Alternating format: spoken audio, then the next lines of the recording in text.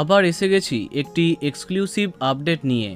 অনেক দিন হলো শেষ হয়েছে স্টার জলসার অন্যতম জনপ্রিয় ধারাবাহিক গাঁটছড়া।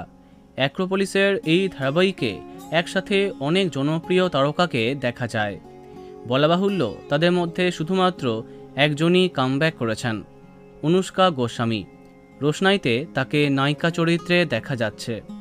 অবশেষে ধারাবাহিকের অপর নায়িকা শ্রীমা ভট্টাচার্য কামব্যাক করতে যাচ্ছেন।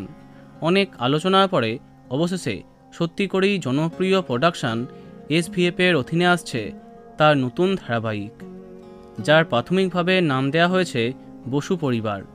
হ্যাঁ, জনপ্রিয় বাংলা ছবি বসু পরিবারের অনুকরণে গড়ে উঠছে এর গল্প, যেখানে একসাথে অনেক জনপ্রিয় তারকাদের দেখা যাবে। সম্ভবত এখানে নায়িকার বাবার চরিত্রে থাকছেন অরিন্দম গাঙ্গুলি। অভিনেতা কৌশিক দাসকেও দেখা যাবে প্রধান চরিত্রে। জানা যাচ্ছে এসভিএফের এই আপকামিং ধারাবাহিকটি আসছে সান বাংলায়। হ্যাঁ, আবার সান বাংলায় নায়িকা হয়ে কামব্যাক করছেন শ্রীমা।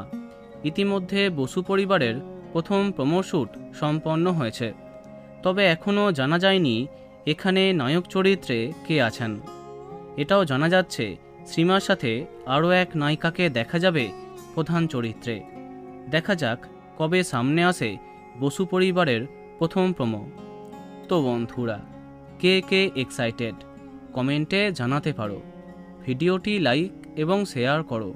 এই রকম আরও অনেক ভিডিও পেতে সাবস্ক্রাইব করো কারেন্ট পজ। ধন্যবাদ।